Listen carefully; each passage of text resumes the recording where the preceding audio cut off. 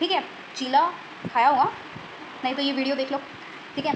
चीला जो होता है वो गोल होता है, मतलब जस्ट पता है डेंटिसिटी से आप डेंटिस्ट, ठीक है। दांत कहोगे, दांत, दांत के ऊपर तो हाथी के दांत, ठीक है। जैसे कि हाथी के मतलब एक कहावत है कि हाथी के दांत दिखाने के कुछ होते हैं और खाने के कुछ होते हैं। तुम्हारी कोई इंपॉर्टेंस है नहीं है, तो इसकी ट्रिक क्या होगी, इसकी ट्रिक्स होगी सॉक्स, मतलब इसको पूरा का पूरा एस लिख लेना, ठीक है। पसीना, क्या आएगा, पसीना। कहोगे हाँ मैम समर के, कह दो मैम हमने तो सिर्फ और सिर्फ टाटा नमक सुना है, टाटा नमक देश का नमक, ठीक है। तो जो डबल्स और मुंह खोल के बात कर रहे हो वैसे करते ही होगे, ठीक है। मतलब हेलो मेरे धुरंधर्स, आप सभी का स्वागत करती हूँ मैं। आज हम करेंगे चैप्टर नंबर 5 कोऑर्डिनेशन कंपाउंड्स, और आज भी हम इसे लाइव ट्रेनिंग वाले सेशन में करेंगे। और क्योंकि कल की वीडियो पे इतना सारा प्यार दिखाने के लिए थैंक यू। और आज हम इस चैप्टर में क्या क्या करेंगे, हम इस चैप्टर में करेंगे कोऑर्डिनेशन कंपाउंड्स, इसके सब topics like basic terminologies, Werner's theory, ligands, उनके types, denticity, naming, IUPAC naming, उसके बाद ऑक्सीडेशन स्टेट, कोऑर्डिनेशन नंबर, और जो कुछ मैथ का काम है ना वो भी मैं आपको करवाऊंगी। आइसोमेरिज्म में हम बात करेंगे structural, stereo isomerism, geometrical isomerism. उसके बाद थ्योरीज़ में हम बात करेंगे वीबीटी और सीएफटी की। बाकी वैसे वर्नर थ्योरी भी है, पर वर्नर थ्योरी को हम पहले डिस्कस करेंगे, ठीक है। इन नोट्स को यूज़ कैसे करना है, इन नोट से आप एक दिन में ही रिवाइज़ कर सकते हो। और सबसे ज़्यादा ध्यान रखना जो कि रेड कलर वगैरह से लिखा हुआ है, और ज़्यादा से ज़्यादा ध्यान देना PYQs पे, क्योंकि ये सेशन बस मैं आपके रिवीजन पर्पजेज़ के लिए बना रही हूँ। अभी और लेक्चर्स भी आएंगे, डिटेल लेक्चर्स भी आएंगे, ठीक है। अब कोऑर्डिनेशन कंपाउंड चैप्टर का नाम है, और कल मैंने आपको बताया था कि मैं इस चैप्टर के बारे में बताऊंगी। तो ये है आपका एक कोऑर्डिनेशन कंपाउंड। अब कहोगे हमें कैसे पता कि ये कोऑर्डिनेशन कंपाउंड है। देखो बच्चों, जो कि एक स्क्वायर ब्रैकेट के अंदर क्लोज एंटिटी है, ठीक है, वो होती है आपकी कोऑर्डिनेशन कंपाउंड, ठीक है। अभी मैं इसका डिफरेंस भी बताऊंगी आपको। अब सबसे पहले हम जान लेते हैं, ठीक है मैम, जो कोऑर्डिनेशन मतलब कंपाउंड, ये जो कोऑर्डिनेशन स्फीयर के अंदर है वो है हमारी कोऑर्डिनेशन कंपाउंड वाली यूनिट। मतलब ये जो पूरा आपको दिख रहा है, ये क्या है, K4, ये FeCN6, ये सभी बताऊंगी, शांति रखो, एक एक करके हम डिस्कस करते हैं। ये जो बाहर आप एक कंपाउंड कैसे बनता है, पॉजिटिव और नेगेटिव चीज़ से। अगर आपके पास ये जो ब्रैकेट है, ब्रैकेट से बाहर अगर आपके पास कोई भी चीज़ लिखी हुई है वो है आपकी पॉजिटिव, और जो बाद में लिखी गई है वो है आपकी नेगेटिव। अब कहोगे हमेशा जो आगे वाला होगा वो पॉजिटिव होगा, हाँ हमेशा आगे वाला पॉजिटिव होगा। कई बार अगर आपके पास अगर डब्बा यानी जो आपका ये कोऑर्डिनेशन स्फीयर है ये अगर आगे हो, और जो आपका जो काउंटर आयन हो अगर वो पीछे हो, तो ये जो आपका कोऑर्डिनेशन स्फीयर है ये पॉजिटिव, और ये जो काउंटर आयन है वो आपका नेगेटिव रहेगा। अब इस केस में देखो, इस केस में क्या है, ये जो K4 है ये जो आपका है काउंटर आयन, ठीक है। ये क्या है आपका, ये है आपका काउंटर आयन। और ये जो काउंटर आयन है, अच्छा अलग लिख दिया था, देखो काउंटर एटम ये है भाई, K4 है आपका काउंटर एटम, ठीक है। या फिर इसको हम स्पेक्टेटर आयन भी कहते हैं, ठीक है। ये है आपका ये चीज़, ये वाली चीज़ और ये वाली चीज़ मिक्स हो गई, ठीक है। ये देख लेना, ये है आपका K4 है आपका काउंटर आयन। इसके साथ जो आपका ये अंदर लिखा गया है, ठीक है, ये चीज़ आप समझ गए, K4 है आपका काउंटर आयन। अब हम बात करते हैं Fe की। ये जो Fe है ये क्या है, ये है आपका सेंट्रल मेटल आयन। क्या है आपका, सेंट्रल मेटल आयन। जो सेंट्रल मेटल आयन होते हैं वो आपके लुईस एसिड होते हैं, मतलब ये इलेक्ट्रॉन पेयर को क्या कर सकते हैं, एक्सेप्ट कर सकते हैं, ठीक है। और जो ये आपको Fe के साथ दिख रहा है, Fe के साथ आपको क्या दिख रहा है, ये CN6 होते हैं आपके लीगेंड्स। कल मैंने ये नहीं बताया था कि आपको लीगेंड्स क्या होते हैं। आज मैं आपको इस चैप्टर में पूरी डिटेल, मतलब लीगेंड्स, अगर आपको लीगेंड वर्ड ही समझ नहीं आया तो आपको शायद चैप्टर में आपको समझ ही नहीं आएगा कि चल क्या रहा है, ठीक है। जो लीगेंड्स होते हैं ना वो होते हैं आपके लुईस बेस। क्या होते हैं, लुईस बेस। और जो ये लीगेंड्स होते हैं ना इनके पास इतनी पावर होती है कि ये क्या कर सकते हैं, ये इलेक्ट्रॉन को डोनेट कर सकते हैं, ठीक है। अब कोऑर्डिनेशन नंबर क्या होता है, जो भी आपके पास कोऑर्डिनेशन नंबर, देखो यहाँ पे इसने क्या दिखाया है, 6 आपका कोऑर्डिनेशन नंबर, कि कितने बॉन्ड बना रहा है, कि total number of coordinate bond form, मतलब कितने नंबर ऑफ बॉन्ड फॉर्म हो, ठीक है। इस गलती को सही कर लेना। ये जो आपको K4 दिख रहा है ना, एक सेकेंड, ये जो K4 दिख रहा है ना उसका तो है ये काउंटर आयन वाला, ठीक है। और क्या था हमारे पास, कोऑर्डिनेशन स्फीयर वाला, और कोऑर्डिनेशन स्फीयर का ये पूरा ही है जो ये इस स्क्वायर ब्रैकेट के अंदर है, ठीक है। ये वाला है आपका कोऑर्डिनेशन स्फीयर का, ठीक है। अब आपके पास यहाँ पे एक नोट लिखा गया है कि जो कोऑर्डिनेट बॉन्ड होते हैं वो क्या होते हैं, आपके मन में भी आ रहा होगा ना। देखो आपने दो ही चीज़ों के नाम सुने होंगे, एक होता है आयनिक बॉन्ड, कहाँ एक होता है आयनिक बॉन्ड, और एक होता है आपका कोवेलेंट बॉन्ड। आयनिक बॉन्ड में क्या होता है, कंप्लीट ट्रांसफर ऑफ इलेक्ट्रॉन्स होता है, वाइल कोवेलेंट बॉन्ड में क्या होता है, म्यूचुअल शेयरिंग होती है। पर ये जो हमारा कोऑर्डिनेट बॉन्ड है ना, ये कोवेलेंट बॉन्ड का ही एक टाइप है, पर इसमें क्या होता है, इसमें जो इलेक्ट्रॉन्स हैं उनका कम्प्लीटली ट्रांसफ़र होता है, ठीक है। इसके अंदर जो इलेक्ट्रॉन्स है वो सिर्फ और सिर्फ एक ही एटम देता है, मतलब एक सिंगल एटम के द्वारा ही डोनेट होते हैं, जैसे कि आप क्या कहते हो, जैसे कि आप लीगेंड कहते हैं। और लीगेंड क्या होते हैं, लीगेंड होते हैं हमारे पास लुईस बेस, जो कि इलेक्ट्रॉन पेयर्स को एक्सेप्ट कर लेते हैं, ठीक है, सॉरी इलेक्ट्रॉन पेयर्स को डोनेट कर देते हैं, ठीक है। अब हम आगे चलते हैं। अब हमारे पास आती हैं दो थ्योरीज। सबसे पहले हम पढ़ेंगे डबल सॉल्ट और कॉम्प्लेक्स की। डबल सॉल्ट क्या होता है, नाम सुना है डबल सॉल्ट का? कह दो मैम हमने तो सिर्फ और सिर्फ टाटा नमक सुना है। टाटा नमक देश का नमक, ठीक है। तो जो डबल सॉल्ट होते हैं वो क्या होता है, वो कम्प्लीटली डिसोसिएट हो जाते हैं वाटर में जाने के बाद। मतलब अगर मेरे पास NaCl है, अगर मैं उसको पानी में डालूँ तो NaCl क्या हो जाएगा, Na प्लस और Cl नेगेटिव में वो हो जाएगा, स्प्लिट हो जाएगा, है ना। मतलब वो अपनी बेसिकली वो अपनी आइडेंटिटी लूज़ कर देगा, ठीक है। अगर तुम चलो छोड़ो, इसका एग्जाम्पल है पोटैश एलम। पोटैश एलम का फॉर्मूला क्या होता है, K2SO4.Al2SO4 thrice.24H2। अभी पानी में जाएगा तो ये इसके जितने भी सॉल्ट्स हैं उन सभी की डिटेल दे देगा कि भाई ये थे, ठीक है। जैसे K+SO4 2 नेगेटिव Al3+, मतलब सभी जो सॉल्ट्स हैं उनकी डिटेल कौन दे देगा, ये हमारा जो पोटैश एलम है ये पानी में जाने के बाद डिटेल दे देगा। वाइल इन कॉम्प्लेक्स कंपाउंड बहुत ही ढीठ होते हैं, ये पानी में जाने के बाद बिल्कुल भी डिसोसिएट नहीं होंगे। कहोगे अच्छा ये क्या करते हैं, ये अपनी आइडेंटिटी को वैसी की वैसी रखते हैं, ठीक है। फॉर एग्जांपल अगर मैंने इसको पानी में डाला तो ये ऐसे भले ही टूट जाए 4K+ और हमें मिल जाएगा ये का यही FeCN6, और इसके अलावा इसका कुछ नहीं होगा, ठीक है। अब ये हमने बात कर ली है double salt versus complex salt की, और इस यहाँ से क्वेश्चन एग्जाम में ज़रूर आता है, ठीक है। अब हम बात करते हैं वर्नर्स थ्योरी की। जो वर्नर्स की थ्योरी है ना, वो मतलब पहली सक्सेसफुल थ्योरी, जो वर्नर्स की थ्योरी है वो पहली सक्सेसफुल थ्योरी थी। मतलब उसकी वर्नर्स थ्योरी के बाद आई हैं कौन सी थ्योरीज, वर्नर थ्योरीज के बाद आई हैं VBT और CFT, इसलिए हम उनका जिक्र बाद में करेंगे। वर्नर्स थ्योरी के हिसाब से, मतलब वर्नर्स थ्योरी ने जितना बताया हमें, उसमें हमें दो चीज़ पता चली। एक होती है मतलब किसी भी कंपाउंड की दो वैलेंसीज होती हैं, एक होती है उसकी प्राइमरी वैलेंसी और एक होती है उसकी सेकेंडरी वैलेंसी। जो उसकी जो प्राइमरी वैलेंसी होती है वो उसकी आयनाइजेबल होती है, पर जो सेकेंडरी वैलेंसी होती है वो नॉन आयनाइजेबल होती है। मतलब पानी में जाने के बाद डिटेल, मतलब उसकी आयन्स की डिटेल्स नहीं मिलेगी। जो प्राइमरी वैलेंसी होती है ना वो सेटिस्फाई होती है किसे, एनायन से, किसे, एनायन से। वाइल जो हमारी जो सेकेंडरी वैलेंसी होती है वो सेटिस्फाइड होती है थ्रू लीगेंड्स, ठीक है। अभी जो प्राइमरी वैलेंसी होती है ना ये रिप्रेजेंट करती है उसकी ऑक्सीडेशन स्टेट, वाइल जो हमारी जो सेकेंडरी वैलेंसी होती है वो रिप्रेजेंट करती है थ्रू इसकी कोऑर्डिनेशन नंबर्स, ठीक है।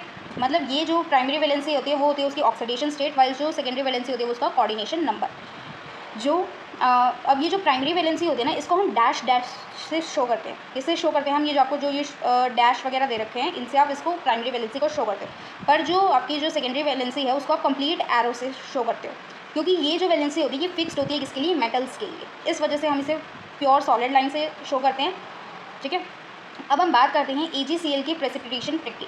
ये वर्नर थ्योरी के मतलब ये वर्नर थ्योरी के अंदर निकाली गई थी कि मतलब वर्नर थ्योरीज ने एक ट्रिक दी थी, उसके बाद ही हमें पता चला कि एक कंपाउंड की दो वैलेंसी होती है, जो कि होती है एक प्राइमरी वैलेंसी, एक होती है सेकेंडरी वैलेंसी। कि कहा कि जबकि हम रिएक्ट करवाते हैं AgNO3 को किसके साथ, Cl के साथ, जो आउटसाइड वाली जो ब्रैकेट होती है ना, ठीक है, यानी उसकी जो क्या होती है प्राइमरी वैलेंसी, क्योंकि इन्होंने बात की है एनायंस की, ठीक है। तो जो ब्रैकेट के बाद वाली जो वैलेंसी होगी वही तो एनायंस की होगी। वो क्या करते हैं उसमें जो प्रेसिपिटेट बचेगा वो क्या बचेगा, AgCl थी। कहोगे बिल्कुल सही, है ना। अगर हम इन दोनों की रिएक्शन करवाए तो हमें क्या मिले, हमें मिले 3 मोल्स ऑफ AgCl3। ये उन्होंने पूरा एक मतलब आपकी बुक में मिल जाएगा। उन्होंने एक्सपेरिमेंट किए, पहले उन्होंने लिए 6 मोल, 6 से बने, इस साइड बने 1। ये अगर आगे अगर इसके अंदर डायग्राम है तो मैं आपको दिखाती हूँ, ठीक है। पर उससे पहले हम चलते हैं अगली चीज़ पे, जो कि है हमारे पास लीगेंड्स, ठीक है। लीगेंड्स क्या होते हैं, लीगेंड्स होते हैं हमारे पास इलेक्ट्रॉन डोनर। कौन होते हैं, इलेक्ट्रॉन डोनर, ठीक है। इलेक्ट्रॉन डोनेट कर देते हैं। ऐसा क्यों करते हैं ये मैं आपको बता चुकी हूँ, क्योंकि लीगेंड्स होते हैं वो होते हैं लुईस बेस, और लुईस बेस है तो वो क्या करेंगे, इलेक्ट्रॉन को डोनेट करेंगे, ठीक है। और इनके पास excess, they have excess electrons to donate to CMA। अब कहोगे CMA क्या है, पहले तो हमने गामा सुना था, अभी गामा क्या है, तो इट्स नॉट CMA क्या है आपका, सेंट्रल मेटल एटम, ठीक है। अब जो लिगेंड्स होते हैं उनके दो प्रकार होते हैं, एक होता है होमोलैप्टिक, एक होता है हेट्रोलैप्टिक। होमो का मतलब होता है सेम और हेट्रो का मतलब होता है डिफरेंट। अब सेम क्या, अगर हम लिगेंड्स की बात करें तो सेम लिगेंड होना चाहिए, ठीक है। अब देखो CO के साथ क्या है, सिर्फ और सिर्फ एक NH3 है, इसके अलावा कोई भी और लिगेंड नहीं है, तो दिस इज योर होमोलैप्टिक। और देखोगे हम इस कंपाउंड में देखेंगे तो CO के साथ NH3 4, उसके बाद Cl2। अब इसके अंदर दो लिगेंड्स है, एक है NH3 और एक है Cl2, तो अब इसके पास दो लिगेंड्स है, दिस इज योर हेट्रोलैप्टिक, ठीक है। अब जो लिगेंड्स होते हैं उनके ऊपर भी चार्ज होते हैं। कहोगे लिगेंड्स के ऊपर भी चार्ज होते हैं, हाँ लिगेंड्स के ऊपर चार्ज होते हैं। मतलब देखो समझो ना, वो इलेक्ट्रॉन डोनेट करें, कभी वो इलेक्ट्रॉन डोनेट कर पाएंगे, कभी उनके पास ज़्यादा इलेक्ट्रॉन आ जाए, तो उस हिसाब से उनके ऊपर चार्ज होता है, ठीक है। पॉजिटिव चार्ज मतलब ये बहुत ही कम होता है, सबसे मतलब बहुत ही रेयर है कि लिगेंड्स के ऊपर पॉजिटिव चार्ज है, ठीक है। तो इसके एग्जाम्पल हैं आपके नाइट्रोसोनियम, ठीक है, NO+, उसके बाद है हाइड्राजीनियम, NH2 NH3 थ्राइस, ठीक है। इसके और भी एग्जाम्पल्स हैं, ठीक है। ये इसकी एग्जाम्पल हैं, ये है आपके पॉजिटिव लिगेंड्स की एग्जाम्पल।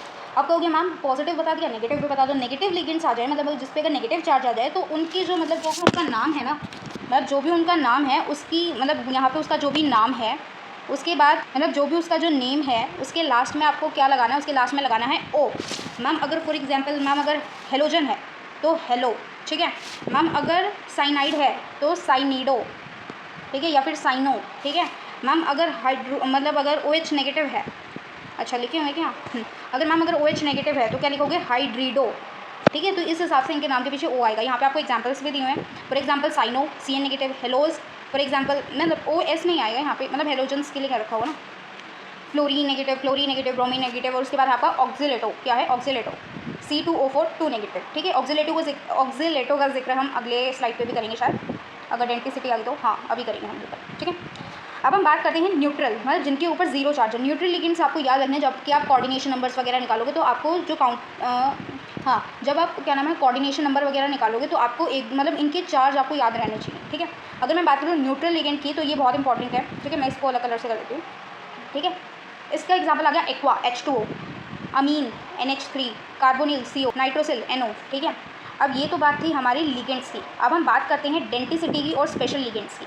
डेंटिसिटी क्या होती है, डेंटिसिटी कहोगे मैम हमें डेंटिसिटी तो पता नहीं, पर हमें डेंटिस्ट पता है। डेंटिसिटी से आप डेंटिस्ट, ठीक है। दांत कहोगे, दांत के ऊपर तो हाथी के दांत, ठीक है। जैसे कि हाथी के मतलब एक कहावत है कि हाथी के दांत दिखाने के कुछ होते हैं और खाने के कुछ होते हैं, ठीक है। तो वैसे ही होती है डेंटिसिटी। डेंटिसिटी और लिगेंड्स में क्या फ़र्क होता है, ठीक है, वो बताती हूँ। देखो डेंटिसिटी मतलब दांत, ठीक है। अब डेंटिसिटी हमें असली बताती है कि जैसे कि मतलब उसके अंदर लीगेंड्स तो दिखा दिए कि मान लो 6 हैं, पर डेंटिसिटी हमें ये मतलब लीगेंड्स तो दिखा दिए कि तुम्हें 6 हैं, पर असली में जो लीगेंड्स जुड़े हुए हैं वो जुड़े हुए हैं 4, ठीक है। तो डेंटिसिटी बताती है आपको कितने लीगेंड्स वगैरह जुड़े हुए हैं। These are the number of lone pairs donated by a single ligand to the central atom ion. Denticity क्या बताती है कि जो कितने नंबर ऑफ लोन पेयर को डोनेट किया गया किसके साथ, कितने नंबर ऑफ लोन पेयर को डोनेट किया गया किसके, सेंट्रल मेटल आयन को किसने डोनेट किया, हमारे लीगेंड्स ने, ठीक है। अब इसकी जो क्लासिफिकेशन होती है वो मतलब वैसे तो 5 तरह की होती है, ठीक है। अब देखो क्लासिफिकेशन, सबसे पहले मोनोडेंटेट जिसके अंदर सिर्फ और सिर्फ एक लोन पेयर डोनेट हुआ, for example NH3 H2O Cl negative NO PH3, ठीक है। बाइडेंटेट जिसके अंदर 2 हुए हैं, फॉर एग्जांपल EN और ऑक्सीलेट का था मैंने 2 बार आएगा, ठीक है, दोबारा आ गया, ये देखो यहाँ पे कही थी ऑक्सीलेट दोबारा आएगा, ठीक है। तो ऑक्सीलेट भी आ गया। इसके अंदर इसके अंदर 2 ऐसे साइट है जहाँ से क्या होंगे, लोन पेयर डोनेट होंगे किसको, सेंट्रल मेटल, ठीक है। अब हम बात करते हैं पॉलीडेंटेड, मतलब आगे तो होते रहेंगे 3 4 5 6, मतलब ऐसे तो आगे तो बढ़ते ही रहेंगे। तो हमने ले लिया मतलब कितने भी हों, ठीक है। अगर 3 हो रहे हो तो ट्राइडेंटेट, ठीक है। अगर कहो कि मैम अगर 3 ही लिगेंड डोनेट हो तो हम क्या कह सकते हैं, डाईईन मतलब डाई इथाइली, और इसका एग्जाम्पल क्या हो गया, डाई इथाइलिन ट्राईअमीन। एक इसका एग्जाम्पल और क्या हो गया, EDTA, ठीक है। इसके ऊपर क्या होता है, इसके ऊपर होता है -4 का चार्ज, ठीक है। अब हमारे पास कुछ स्पेशल लिगेंड्स भी आते हैं, कहोगे कौन से, MB वर्ड सुना आपने, MB किस मतलब अगर आपने MB वर्ड सुना हो, MB का मतलब होता है दोनों, ठीक है, जिसके पास 2 डोनर साइट्स हो, ठीक है, पर डोनेट सिर्फ एक टाइम पे एक ही हो, ठीक है। अब ऐसा हो, अच्छा ये तो तुम कर ही सकते हो कि मतलब तुम खा भी रहे हो और मुँह खोल के बात कर रहे हो, वैसे करते ही होगे, ठीक है। मतलब मेरे को अब एग्जाम्पल याद नहीं आ रहा, मतलब 2 डोनर साइट्स हैं पर एक टाइम पे एक ही काम करेगी, ठीक है। इसका मतलब ये है। तो इसका एग्जाम्पल आ गया, क्या हो गया, थाइसोसाइनाइटो और आइसोथायोसाइनाइटो, ठीक है, ये है इसके एग्जाम्पल। अब ये इसमें क्या करें, इसमें ये S साइड से डोनेट कर रहा है इलेक्ट्रॉन, S साइड इसकी जो है वो डोनर साइड है, तो इसलिए नाम क्या आ गया थायोसाइनाइटो, ठीक है। अब अगर ये अगर N वाली साइड से अगर डोनेट करे तो इसका नाम हो गया आइसोथायोसाइनाइटो, ठीक है। अनदर पेयर, एक और पेयर होता है वो होता है NO2 और ONO, इसके अंदर N डोनेट कर रहा है और इसके अंदर O डोनेट कर रहा है, ठीक है। अब हम बात करते हैं चिलेटिन जो लिगेंड्स होते हैं वो कौन से लिगेंड्स होते हैं। चिलेटिन से आप याद रख सकते हो चीला कैसा होता है, गोल होता है, ठीक है। चीला खाया होगा, नहीं तो ये वीडियो देख लो, ठीक है। चीला जो होता है वो गोल होता है, मतलब जो लिगेंड्स हैं, ठीक है, जब वो क्या मतलब जो हमारे जो पॉलीडेंटेट जो लिगेंड्स हैं जब वो एक रिंग टाइप स्ट्रक्चर फॉर्म कर ले किसके साथ, सेंट्रल मेटल आयन के साथ, तो क्या होगा, चिलेटिन लिगेंड बन जाएगा, ठीक है। और ये जो चिलेटिन लिगेंड है ना वो हाईली स्टेबल होगा, ठीक है। अगर कहोगे कि मैम अगर हमें नंबर ऑफ चिलेटिन लिगेंड्स निकालने हैं, ठीक है, तो वो हम कैसे निकालेंगे, मतलब नंबर ऑफ रिंग्स कह रही हूँ, अगर मुझे नंबर ऑफ अगर लिगेंड्स निकालने हैं, ठीक है, लिगेंड्स निकालने हैं तो कैसे निकालूंगी, डेंटिसिटी -1, ठीक है। अब हम बात करते हैं ऑक्सीडेशन स्टेट की, ऑक्सीडेशन स्टेट की और कोऑर्डिनेशन नंबर्स की। ऑक्सीडेशन स्टेट की और कोऑर्डिनेशन नंबर की। ऑक्सीडेशन स्टेट क्या होती है, कहोगे मैम हम तो ये छोड़ चुके हैं, ठीक है। ऑक्सीडेशन क्या स्टेट क्या होती है कि algebraic sum of all charges की, मतलब कैसे बताऊँ तुम्हें ऑक्सीडेशन स्टेट, क्वेश्चन में करके दिखाती हूँ तुम्हें, ठीक है। हाँ क्वेश्चन है ना, हाँ। तो ऑक्सीडेशन स्टेट क्या होती है, मतलब कितना भी किसी भी स्फीयर के ऊपर कितना नेट चार्ज है, ठीक है। और CN क्या होता है, कोऑर्डिनेशन नंबर हम कैसे निकालेंगे कि नंबर ऑफ लिगेंड्स इनटू उनकी कितनी डेंसिटी है, वो आ जाएगा आपको कोऑर्डिनेशन नंबर। फॉर एग्जांपल हमारे पास ये क्वेश्चन दिया हुआ है, मतलब एक एग्जांपल दिया हुआ है सॉल्व वाला, कि हमारे पास दे रखा है K4 और ब्रैकेट में FeCN6, ये है आपका एक कोऑर्डिनेशन कंपाउंड। इसके अंदर हमें कोऑर्डिनेशन नंबर और ऑक्सीडेशन नंबर दोनों निकालने हैं। तो आप देखो इसके अंदर लिगेंड्स कितने अटैच हैं, तो दिस इज योर लिगेंड, और कितने अटैच हैं 6, तो 6 लिगेंड्स, ठीक है। अब ये मोनोडेंटेड है, इसके अलावा तो और कोई लिगेंड्स नहीं है ना इसके अंदर, तो मोनोडेंटेड के लिए 1 मल्टीप्लाई हो जाएगा, तो 6 × 1 इज इक्वल 6, मतलब 6 1 जा 6, ठीक है। अगर हमें निकालना है ऑक्सीडेशन स्टेट, ऑक्सीडेशन स्टेट कैसे निकालना है, ठीक है। अब है हमारे पास K4 FeCN6, ठीक है। अब मेरे पास ऐसे, एक सेकेंड कलर ही नहीं है, देखो K के ऊपर कितना चार्ज होता है, K के ऊपर चार्ज होता है 1, अब ये 4 हैं तो 1 × में 4, ये हमें निकालना है कि Fe की हमें ऑक्सीडेशन स्टेट निकालनी है, तो हमें नहीं पता तो मैं इसको x मान लेती हूँ प्लस में। अब जो ये क्या नाम है CN है, CN के ऊपर जो चार्ज होता है वो तो माइनस का 1, और मल्टीप्लाई में क्या है 6, कितने हैं 6 इक्वल्स टू, इसके ऊपर कोई ओवरऑल चार्ज नहीं है तो 0, ठीक है। तो ये हो गया 4, this is your x, this is your -6 और दिस इज़ योर 0, तो यहाँ आ गया x - 2 इक्वल्स टू 0, और यहाँ आ गई x की वैल्यू आपकी 2, यानी Fe की वैल्यू आई है आपके पास 2। अब अगर आपको मेरे ऊपर विश्वास नहीं है तो यहाँ चेक कर लो कि x की वैल्यू कितनी आई है 2, ठीक है। अब ये रह चुका है आपका PYQ, तो मैं चाहती हूँ कि आप इस क्वेश्चन को खुद करो, ठीक है। ऑल्दो यहाँ पे आंसर दिया हुआ है, बट यार देखो अगर तुम मतलब देख के करोगे तो तुम खुद को ही धोखा दे रहे हो, ठीक है। मतलब ऐसे एग्जाम्पल्स आपको बुक में भी मिल जाएंगे, चलो ये देख के कर लो, आगे जो बुक वाले हैं वो देख के मत करना, ठीक है। चलो आगे चलते हैं। और ये PYQ अगर आप इसको खुद करोगे ना तो आपको कॉन्फिडेंस भी आएगा, नहीं आया तो मैं बता दूँगी, ठीक है। चलो IUPAC नेमिंग कैसे करेंगे, ऑल्दो यहाँ पे बहुत ज़्यादा ध्यान देना, क्योंकि मैंने सारे मतलब जो रूल्स होते हैं ये ऑल्दो 2-3 पेजेस में आते हैं, पर मैंने इनको कंबाइन करके फिर भी एक पेज में किया है। देखो सबसे पहले हम क्या करेंगे, आयंस का ऑर्डर लिखेंगे। फॉर एग्जांपल आयंस का ऑर्डर देखेंगे, सबसे पहले हम कैटायन को सबसे पहले नेम करेंगे, ठीक है। उसके बाद थोड़ा सा स्पेस छोड़ेंगे, उसके बाद हम एनायन का नेम करेंगे, ठीक है। कैटायन का नेम किया, एक सेकेंड, कैटायन का नेम किया, थोड़ी जगह छोड़ी, फिर एनायन का नेम किया, ठीक है। हो गया मैम क्रिस्टल क्लियर, ठीक है। उसके बाद हम देखेंगे कि स्फीयर के अंदर क्या है, स्फीयर के अंदर हम कैसे देखेंगे कि मतलब आँखों से देखेंगे, ठीक है। स्फीयर के अंदर हम कैसे देखेंगे कि जो लिगेंड्स हैं उनका हम नामकरण करेंगे, सबसे पहले आएंगे अल्फ़ाबेटिकल ऑर्डर्स में हम नामकरण करेंगे, ये नहीं कि जिसका नाम A से है वो सबसे लास्ट में है, ये तो गद्दारी हो जाएगी ना A समाज वालों के साथ, ठीक है। तो A नाम वालों मतलब अल्फ़ाबेटिकल ऑर्डर जिसने बनाया नाम जिंदाबाद, ठीक है। A अक्षर वाले नाम पहले आने चाहिए, ठीक है। तो सबसे पहले लिगेंड्स के नाम कैसे होंगे, अल्फ़ाबेटिकल ऑर्डर में आएंगे। उसके बाद मतलब जितने पहले लिगेंड्स हो जाएं, जितने भी थे लिगेंड्स, उसके बाद आएंगे नाम आपके सेंट्रल मेटल आयन के, ठीक है। मतलब सेंट्रल मेटल एटम बोल दो या सेंट्रल मेटल आयन बोल दो, ठीक है। लिगेंड के प्रीफिक्स, अब ना प्रीफिक्स तो हमने सुना था उपसर्ग, ठीक है, हिंदी में हमने सुना था प्रीफिक्स, उपसर्ग और सफिक्स प्रत्यय।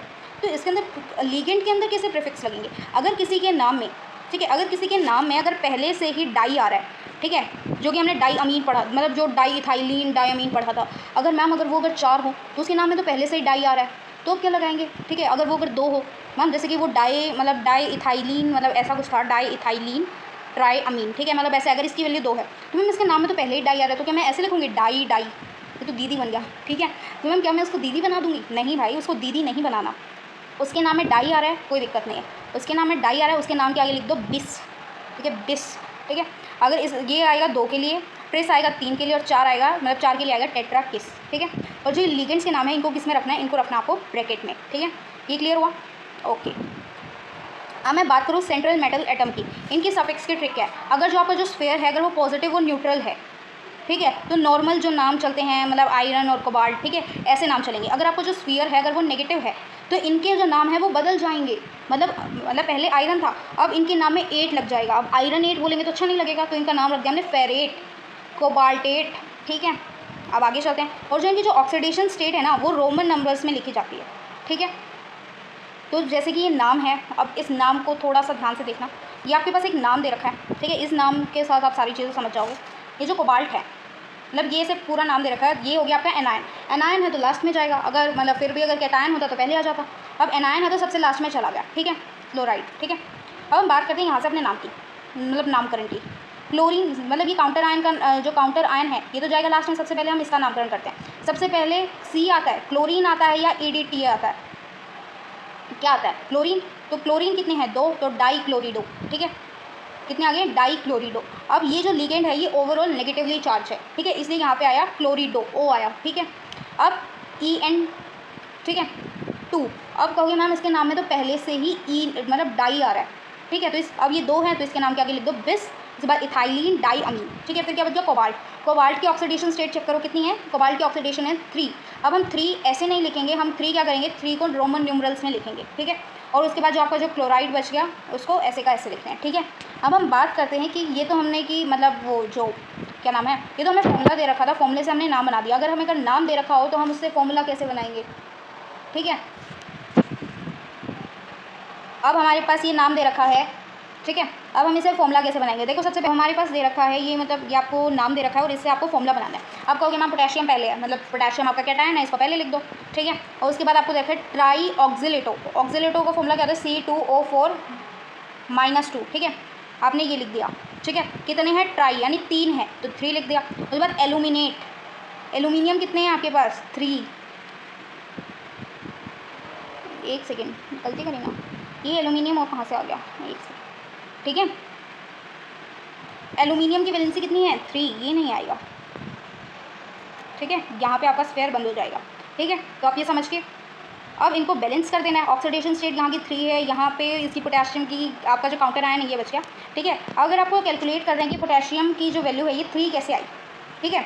अब आपको चेक करना है कि ये पोटेशियम की वैल्यू 3 कैसे आई, तो पोटेशियम को आप Y ले लो, ठीक है, Y 1 है प्लस, ठीक है। एल्यूमिनियम कितने हैं, एल्यूमिनियम का आपका 3 ऑक्सीडेशन स्टेट दे रखा है 3 प्लस में 3 इंटू ये जो आपका जो CO2 2 नेगेटिव इक्वल टू 0, तो ये है आपके -2 और ये कितने हैं 3, तो -6 और ये एल्यूमिनियम 3 था तो 0। तो आपको पता चल गया जो पोटेशियम है वो आएंगे आपके 3, ठीक है। तो ये जो फाइनल फॉर्मूला होगा वो आपका ये आया। आपको समझ आया।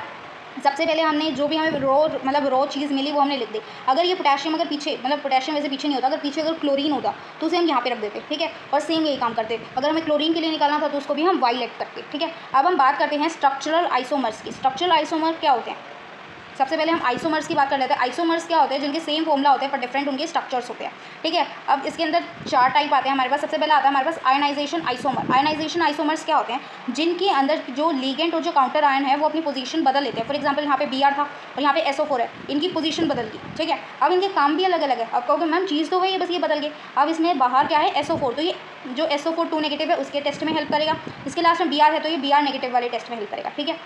अब हम बात करते हैं कोऑर्डिनेशन आइसोमर्स की। कोऑर्डिनेशन आइसोमर्स जो होते हैं वो आपको किसके अंदर मिलेंगे, इनके लिए कोई झंझट नहीं है आपको, ये दोनों आपको मिलेंगे किसके अंदर, स्क्वायर ब्रैकेट्स के अंदर मिलेंगे आपको। और इनके अंदर एक पॉजिटिव है एक नेगेटिव है, पॉजिटिव नेगेटिव, ठीक है। अब कभी मुझे कैसे पता चला, NH3 पॉजिटिव लिगेंड पॉजिटिव, और क्या नाम है Cn नेगेटिव नेगेटिव लिगेंड, ठीक है। अब जो लिंकेज आइसोमर है इसको ध्यान से रखना, ठीक है। इसके लिए लिंकेज आइसोमर्स के लिए हमें रिक्वायर होता है एक एम्बीडेंटेड लिगेंड, ठीक है, जो कि डिफरेंट जो डोनर एटम है उनको किससे कनेक्ट करता है, उनको सेंट्रल मेटल एटम से कनेक्ट करता है। इसके एग्जांपल हम देख चुके NO2 और ONO, ठीक है। इसमें जो नाइट्रो है वो मतलब जो इसके अंदर जो नाइट्रो है वो है येलो कलर से आपको रिप्रेजेंट किया हुआ है, और इसके अंदर जो नाइट्रीटो है वो आपका रेड कलर से आपको रिप्रेजेंट किया है, ठीक है। हाइड्रेट आइसोमर्स में क्या होगा, इसके अंदर यूज़ होंगे वाटर के मॉलिक्यूल्स। अब कहोगे ये कैसे करेंगे, देखो इसके अंदर वाटर मॉलिक्यूल्स का एक्सचेंज होता रहेगा। देखो यहाँ पे H2O कितने हैं 6 और बाहर कितने हैं काउंटर आयन 3, ठीक है। तो इसके अंदर से एक जो हाइड्रोजन एक जो वाटर मॉलिक्यूल है वो बाहर चला जाएगा, तो यहाँ कितने बच गए 5, और एक जो क्लोरीन है वो अंदर आ जाएगा, ठीक है। ऐसे ये चलता रहेगा जब तक कि बाहर वाले जो क्लोरीन है वो मतलब खत्म ना हो जाए, ठीक है। तो मेरे को बताना कि कितने और केसेस बनेंगे इस क्वेश्चन में, तो कमेंट कर देना, ठीक है। अब हम बात करते हैं स्टीरियो आइसोमेरिज्म की, ठीक है। स्टीरियो केमिस्ट्री अगर आपने पढ़ी हो तो क्लास 11th में, ठीक है। स्टीरियो आइसोमेरिज्म्स क्या होते हैं, जिनके मॉलिक्यूलर फॉर्मूला स्ट्रक्चर फॉर्मूला दोनों सेम हो, डिफरेंस होता है इनकी अरेंजमेंट में। फॉर एग्जांपल अगर मैं बात करूं ज्योमेट्रिकल आइसोमेरिज्म्स की, ज्योमेट्रिकल आइसोमेरिज्म्स में क्या होता है, देखो ये आपके पास एक शेप है PT की, ठीक है, जिसके दो साइड तो Cl लगे हुए हैं और 2 साइड आपके NH3 लगे, मतलब 2 Cl के बीच में अगर 90 डिग्री का एंगल बन रहा है तो वो आपका सिस्प्लेटिन, ठीक है। अगर ऐसे भी होते ना, एक सेकेंड मुझे इसका स्पेस नहीं मिला, जो PT है अगर यहाँ पे भी अगर 2 साइड अगर Cl और यहाँ अगर NH3 और NH3 होते तो ये भी आपका सिस्प्लेटिन होता, क्योंकि यहाँ पे भी आपका 90 डिग्री का एंगल बन रहा है। वही अगर 180 डिग्री का एंगल बने, ठीक है, तो ये क्या है, ये है आपके ट्रांसप्लेटिन, ठीक है। और ये ज़रूर मेरे को कमेंट करना, वैसे मैं आपको कमेंट सेक्शन में बता दूंगी ये जो सिस्प्लेटिन है वो कौन से डिसीज़ के लिए मतलब हेल्पफुल, मतलब सिस्प्लेटिन के आप यूजेस लिख दो या फिर किस चीज़ में हेल्प करता है, ठीक है। अब हमारे पास बात आती है ऑप्टिकल आइसोमर्स की। ऑप्टिकल आइसोमर्स क्या होते हैं, जो कायरल स्ट्रक्चर्स होते हैं, जो कायरल जो आपका कार्बन होता है उसको हेल्प करता है रोटेट करने में, किसको, प्लेन पोलराइज लाइट को रोटेट करने में हेल्प करता है। अगर राइट साइड रोटेट किया तो डेक्स्ट्रो रोटेटरी, अगर लेफ्ट साइड रोटेट किया तो लीवो रोटेटरी। ठीक है, इसके लिए कंडीशन है कि ये जो कंपाउंड्स है ये इनकी non super imposable mirror image को फॉर्म करने चाहिए। ठीक है, और ये जो आपको दो मतलब ये आपको दिखा रखे हैं इनकी मिरर इमेजेस जो हैं वो क्या है, नॉन सुपर इम्पॉसिबल्स। तो ये एक दूसरे के क्या है, एनेंटियोमर्स। ठीक है, अगर आपसे पूछ ले कि एनेंटियोमर्स पेयर्स में किसके एग्जाम्पल लिखने हैं तो आप ये एग्जाम्पल लिख के आ सकते हो। ठीक है, अब हम बात करते हैं वीबीटी की। वीबीटी क्या होती है? वीबीटी होती है आपकी वैलेंस बॉन्ड थ्योरी। ठीक है, अब इसके कुछ एग्जाम्पल्स होते हैं। अच्छा, वीबीटी होती है आपकी वैलेंस बॉन्ड थ्योरी। ये जो मतलब जो वैलेंस बॉन्ड थ्योरी से अगर आप नाम समझोगे तो इसके अंदर आपके पास आएगा एक वर्ड ओवरलैपिंग। ठीक है, वीबीटी के अंदर हम बात करेंगे ओवरलैपिंग। ओवरलैपिंग जहाँ आएगी वहाँ आ जाएगी आपकी हाइब्रिडाइजेशन। ठीक है, अब इससे कुछ ना कुछ रूल्स हैं। सबसे पहला जो रूल है वो है आपकी इलेक्ट्रॉनिक कॉन्फिगरेशन है वो होनी चाहिए इसकी आयनिक स्टेट में। मतलब अगर आपके पास अगर एक कोऑर्डिनेशन कंपाउंड है, अगर उसके अंदर अगर कोई एलिमेंट है, मान लो अगर फॉर एग्जाम्पल अगर Fe ही है, ठीक है, तो अगर आप Fe की अगर इलेक्ट्रॉनिक कॉन्फिगरेशन निकालो तो हमें वो नहीं निकालनी। मैं आपको अच्छा इसको मैं एक सेकेंड तो मैं अच्छे से ही समझाती हूँ।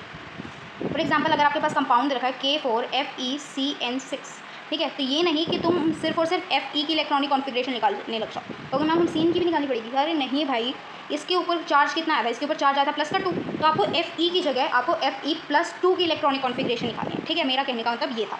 ठीक है, अच्छा कहोगे ठीक है मैम समझ गए। अब इसके अंदर आएगी स्ट्रॉन्ग लिगेंड की बात। स्ट्रॉन्ग लिगेंड, इसकी ट्रिक याद करवाऊँ। स्ट्रॉन्ग लिगेंड के अंदर आपके पास आएंगे, ये N आना चाहिए यहाँ, PCN। ठीक है, इसको सही कर लेना। क्या आएगा? स्ट्रॉन्ग लिगेंड की जो ट्रिक है वो क्या है, PCN, मतलब फॉस्फोरस, कार्बन, नाइट्रोजन, ये कंपाउंड आ जाए। इसकी ट्रिक मैं आपको करवा दूँ। स्ट्रॉन्ग से क्या बन गया? ओके मैम, स्ट्रॉन्ग से कौन बन गए? मतलब स्ट्रॉन्ग से बन गया आपकी समर। ठीक है, समर है, समर का मौसम है तो उसके अंदर क्या आएगा, पसीना। क्या आएगा? पसीना। तो गया हाँ मैम, समर के अंदर पसीना तो आता है ना। तो P से बन गया आपका फॉस्फोरस, C से बन गया आपका कार्बन, N से बन गया नाइट्रोजन। ठीक है, हो गई आपकी स्ट्रॉन्ग लिगेंड्स की पहचान। कहोगे मैम वीक लिगेंड्स की। वीक से क्या होती है? विंटर। ठीक है, विंटर होती है वीक। और SOX से क्या बन गया मैम? S से सल्फर, O से ऑक्सीजन और X से कोई भी हेलोजन। इसकी ट्रिक क्या होगी? इसकी ट्रिक्स होगी सॉक्स, मतलब इसको पूरा का पूरा S लिख लेना। ठीक है, सॉक्स। सर्दियों में हम क्या पहनते हैं? सॉक्स। ठीक है, अब इसके अंदर जो स्ट्रॉन्ग लिगेंड्स हैं, अगर स्ट्रॉन्ग लिगेंड्स है, अब स्ट्रॉन्ग बंदा क्या करेगा? पेयरिंग करवा देगा इलेक्ट्रॉन्स की पेयरिंग करवा देगा। और कौन से रूल से? हंट्स रूल से। हंट्स रूल अगर आप क्लास 11th में पढ़ के आए तो मेरे को कमेंट कर देना। ठीक है, और अगर वीक लिगेंड है, वीक लिगेंड क्या करेंगे? हाथ पे हाथ रख के बैठ जाएंगे, मतलब कोई पेयरिंग नहीं करवा पाएंगे। ठीक है, अब हम बात करते हैं कोबाल्ट के एक्सेप्शन की। कुछ ना कुछ एवरेज लिगेंड होते हैं जैसे कि NH3 और H2। ठीक है, अगर इनके साथ अगर कोबाल्ट जुड़ा हुआ है तो ये उसे मतलब उस एवरेज लिगेंड को भी स्ट्रॉन्ग लिगेंड बना देंगे। ठीक है, यही चीज़ यहाँ पे लिखी हुई है। ठीक है, अब बात करते हैं हम हाइब्रिडाइजेशन की और ज्योमेट्री की। ठीक है, अगर कोऑर्डिनेशन नंबर 4 है तो उसकी जो हाइब्रिडाइजेशन होगी वो होगी sp3 और इसकी जो शेप होगी वो होगी टेट्राहेड्रल। अगर DsP2 है तो स्क्वायर प्लेनर। ठीक है, अगर कोऑर्डिनेशन नंबर 6 है तो उसकी जो मतलब जो हाइब्रिडाइजेशन होगी वो होगी sp3d2, तो इसकी जो शेप होगी वो होगी ऑक्टाहेड्रल। और क्योंकि अच्छा ये भी बाद में बताती हूँ। और अगर D2sp3 है तो उसकी जो शेप होगी वो होगी ऑक्टाहेड्रल। अब यहाँ पे कुछ स्पिन की बात लिखी गई है। ठीक है, अब ये आउटर कैसे? क्योंकि सबसे पहले D ऑर्बिटल वाला ब्लॉक आएगा। ये कुछ ब्लॉक्स ऐसे आते हैं, पहले D वाले आएंगे, ठीक है, उसके बाद P वाले आएंगे, उसके बाद S वाला आएगा। तो पहले D वाले फिर मतलब अगर पहले अगर पेयरिंग, अब यहाँ पे देखोगे कोऑर्डिनेशन नंबर 6 है, अगर पहले अगर S वाला अगर फिल हो रहा है, ठीक है, अगर पहले ये वाला फिल हो रहा है तो आउटर फिल हो रहा है। अगर आउटर फिल हो रहा है तो इसके अंदर क्या है? हाई स्पिन है। ठीक है, इसका जो स्पिन होगा वो हाई स्पिन होगा। पर अगर आपकी जो शेप है वो कुछ मतलब ऐसी है, पहले D वाला फिल हो रहा है और यहाँ का तो भी नंबर आया ही नहीं, मतलब S का भी नंबर नहीं आया, पहले आपका D फिल हो रहा है। ठीक है, D फिल हो रहा है तो इसका जो स्पिन होगा वो लो स्पिन होगा। और कहाँ फिल हो रहा है? इनर फिल हो रहा है। पहले D फिल हो रहा है तो इनर। ठीक है, अब हम बात करते हैं VBT की। ठीक है, यहाँ पे आपको ये एटम्स दिखाए गए हैं, इनको ये फिल करने का तरीका दिखाया गया है, एक बार आप देखना और समझना। ठीक है, आपको ये तो पता है ना, देखो कोबाल्ट है, उसका एटॉमिक नंबर कितना है? 27, तो वो ऐसे लिखा गया आर्गन 4s2 3d7। ठीक है, तो ये आपको ऐसा फिल किया हुआ मिल गया। ठीक है, अब अगर कोबाल्ट से अगर 3 आयंस जाने हैं, ठीक है, 3 आयंस कह रही हो कि मैम जाने हैं कोबाल्ट से, तो 3 आयंस, तो 3 आयंस रिमूव कर दो, 2 यहाँ से और 1 यहाँ से, क्योंकि मैम 3 तो रिमूव हो गए। अब जो CO है वो एक मतलब NH3 है, वो CO के साथ अटैच है, CO। ठीक है, तो उसके साथ क्या है मतलब अगर CO के साथ अटैच है तो वो एक स्ट्रॉन्ग लिगेंड बना देगा। अब स्ट्रॉन्ग लिगेंड है मतलब इसकी तो कहानी ही ख़त्म हो गई भाई। अब हमारे पास बस ये 4 है तो इसकी पेयरिंग हो जाएगी, मतलब ये 2 तो ख़त्म ही हो जाएंगे और इनकी यहाँ पे पेयरिंग हो जाएगी, होगी पेयरिंग। ठीक है, अब जो NH3 है वो कहाँ कहाँ एंटर कर सकता है? अब NH3 कितने थे? 6 थे ना NH3। अब इनको करवा दो पेयर, 1 2 3 4 5, मतलब 1 2 3 4 5 6 हो गए। ठीक है। अब आप देखो कि सबसे पहले कौन सा ऑर्बिटल फिल हुआ है, पहले डी वाला ही तो फिल हुआ है, तो इसकी जो मतलब हाइब्रिडाइजेशन होगी वो आगे हो आपकी D2sp3। इसकी जो ज्योमेट्री है वो क्या होगी आपकी ऑक्टाहेड्रल। और ऑर्बिटल कौन सा यूज़ हुआ है, अगर डी यूज़ हुआ है तो इनर ऑर्बिटल। और इसकी मैग्नेटिक मूवमेंट क्या है, कोई अनपेयर्ड आपको दिख रहा है, नहीं दिख रहा है, तो डायमैग्नेटिक और जीरो अनपेयर्ड इलेक्ट्रॉन्स। ठीक है। अब हम बात करते हैं क्रिस्टल फील्ड थ्योरी की। अभी क्रिस्टल फील्ड थ्योरी क्या कहते हैं, इसके अंदर आपके दो स्ट्रक्चर्स बनते हैं, एक होता है आपका ऑक्टाहेड्रल स्प्लिटिंग डायग्राम, एक होता है आपका टेट्राहेड्रल स्प्लिटिंग डायग्राम। ठीक है। इसके अंदर हम क्या क्या बात करते हैं वो देखो। जो लीगेंट होते हैं ना वो एक्ट करते हैं आपके एज अ पॉइंट चार्ज। ठीक है। इसके अंदर ये जो आपके जो 5 डी ऑर्बिटल्स है ये दो दो जगह बढ़ जाते हैं, एक होता है आपका T2G, एक होता है आपका G। अब ये जो T2G होता है ना वो आपका एक्सिस के अलॉन्ग मतलब बिटवीन एक्सिस स्प्लिट होता है, और जो आपका जो EG होता है वो अलॉन्ग एक्सिस रहता है। इसका मतलब ये आपके जो ऑर्बिटल्स हैं अगर वो ऐसे हैं। ठीक है। अब इसके अंदर अगर बात करें T2G की, जो T2G है ना वो आपका कैसे होता है, ऐसे एक्सिस के अलॉन्ग ब्रेक होता है T2G। ठीक है। अगर मैं बात करूँ EG की होता है वो अलॉन्ग एक्सिस ब्रेक होता है। ये देखो EG जो होता है वो आपका अलॉन्ग एक्सिस ब्रेक होता है, और जो T2G होता है वो आपका एक्सिस के बिटवीन होता है। ठीक है। अभी आपको जो क्या नाम है ऑक्टाहेड्रल स्प्लिटिंग का डायग्राम दिखा रखा है, ये जो 5 थे, अब ये दो में डिवाइड हो गया, एक हो गया आपका T2G, एक हो गया आपका EG। अब जो नीचे मतलब ये देखो टोटल मिला के कितने हैं 5, तो डिनोमिनेटर में हमेशा 5 ही आएगा। ठीक है। अगर मैं ऑक्टाहेड्रल में अगर EG की बात करूँ तो एक वेरी सेंटर लाइन मतलब एक एज अ सेंटर पॉइंट आप मान सकते हो। तो T2G की स्प्लिटिंग जो एनर्जी होती है दैट इज़ योर -2/5 डेल्टा ओ। ठीक है। और इसकी जो होती है वो होती है +3/5 डेल्टा ओ। अब इसके अंदर क्या होता है, इसके अंदर भी वही चीज़ होती है, पर इसके अंदर जो लीगेंट्स होते हैं वो एक्सिस के बिटवीन अटैक करते हैं। ठीक है। इसकी जो एनर्जी क्या होगी, इसकी एनर्जी बस इसे रिवर्स हो जाएगी, यहाँ पे एनर्जी लिखी नहीं है। ठीक है। इसकी जो एनर्जी होगी वो होगी 2/5 डेल्टा ओ, और इसकी जो एनर्जी होगी वो होगी -3/5 डेल्टा ओ। ठीक है। ओके। अब हम बात करते हैं पेयरिंग कंडीशन की। अगर डेल्टा ओ अगर पी से ज़्यादा है तो स्ट्रॉन्ग लीगेंट है, जो 4th इलेक्ट्रॉन पेयर होगा वो T2G में जंप कर जाएगा और इसका जो स्पिन होगा वो कैसा होगा, लो। वहीं अगर डेल्टा ओ जो है वो आपका अगर पी से अगर कम है तो वीक लीगेंट है, जो 4th इलेक्ट्रॉन है वो जंप कर जाएगा EG के अंदर, ऊपर वाले में पेयर होगा। ठीक है। और इसके अंदर क्या होगा, इसके अंदर जंप कर जाएगा, और जंप करने के लिए हाई एनर्जी मतलब हाई स्पिन चाहिए। ठीक है। अब हम बात करते हैं CFT यानी कलर और मैग्नेटिज्म की। वैसे मैग्नेटिज्म मैंने आपको कल बताया था। ठीक है। मैग्नेटिक मूवमेंट मैंने कल आपको बताई थी। ठीक है। मैग्नेटिक मूवमेंट का फॉर्मूला होता है μ = n/n+2, और इसकी जो यूनिट होती है वो होती है बोर मैग्नेटॉन। अगर n की वैल्यू अगर 0 से ज़्यादा है तो ये क्या होंगे, यूजुअली अट्रैक्ट होंगे मैग्नेटिक फील्ड से, और ये होंगे कलर्ड। ठीक है। अगर डाई मैग्नेटिक अगर 0 मतलब n जो है वो आपका 0 के इक्वल आ गया तो ये रिपेल होंगे मैग्नेटिक फील्ड से, और ये मोस्टली कैसे होंगे, कलरलेस होंगे। ठीक है। अब ये जो कॉम्प्लेक्सेस होते हैं कलर्ड क्यों होते हैं, इनका रीज़न होता है DD ट्रांजिशन। ठीक है। इलेक्ट्रॉन्स जो होते हैं वो एब्जॉर्ब करते हैं लाइट को। ठीक है। जो कि जंप करती है कहाँ पे, T2G की और EG एनर्जी लेवल्स के बीच में जंप करती है। अब ये जो ट्रिक है वो आपको याद करनी है। अगर आपने ये वाली ट्रिक याद रखी होगी तो ये विबग्योर, ये याद करी हुई आपने विबग्योर, इसमें से आई हटा देना। क्यों, क्योंकि तुम्हारी आई जो होता है मतलब आई से खुद को ही रिप्रेजेंट करते हो ना आई। ठीक है। तो तुम्हारी कोई इंपॉर्टेंस है नहीं है, तो इसलिए तुम इस आई को रिमूव कर देना। ठीक है। अब क्या बन गया, विबग्योर। ठीक है। अब आपने एक चक्री सी बनानी है। ये देखो ये चक्री सी बनाई, इसमें आई के अलावा क्योंकि तुम्हारी इंपॉर्टेंस ही नहीं है ना, इसलिए हमने आई को हटा दिया, तो VBGY हुआ। ठीक है। अब देखो V के जो कॉरस्पॉन्डिंग कलर है वो कौन सा आ रहा है, येलो, ब्लू के ऑरेंज, ठीक है, और रेड के ग्रीन। अब इसके जो अगर रेड अगर एब्जॉर्ब किया है, ये वाला कलर अगर एब्जॉर्ब किया है तो हमें क्या मिलेगा, हमें मिलेगा ग्रीन। तो ये एमिट कौन सा करेगा, एमिट करेगा ग्रीन। अगर वॉयलेंट अगर एब्जॉर्ब किया है तो हमें मिलेगा येलो, और सेम इसी तरीके से अगर ब्लू एब्जॉर्ब किया है तो हमें कौन सा कलर मिलेगा वो मेरे को कमेंट्स कर देना। ठीक है। तो ये है बस आपकी चीट शीट। ठीक है। जैसे आप रिवाइज़ कर सकते हो एग्जाम से पहले जाने से पहले, तो बस यही आपको सब कुछ रिवाइज़ करना है। ठीक है। अच्छा, एक रिलेशन और है, ये मैंने आपको नहीं बताया, this is the most important relation. अब मेरे को दिख गया तो मैं बता देती हूँ। जो डेल्टा टी है मतलब जो डेल्टा टी है और जो डेल्टा ओ है, मतलब डेल्टा टी टेट्राहेड्रल के लिए और डेल्टा ओ ऑक्टाहेड्रल के, तो डेल्टा टी होता है वो 4/9 होता है डेल्टा ओ के। बस ये बात याद रखना। ठीक है। अगर कहोगे मैम अगर डेल्टा ओ पूछ रहे तो भाई 9/4 होगा ना डेल्टा टी के। ठीक है। So this is with this video. और इस वीडियो में मतलब पिछले जब मैंने आपका लाइव प्रीमियर लिया था तो उसमें आप बहुत सारे बच्चों ने बहुत प्यारे प्यारे कमेंट किए थे, वो मैं आपको स्क्रीन पे पॉपअप कर दूँगी। तो थैंक यू सो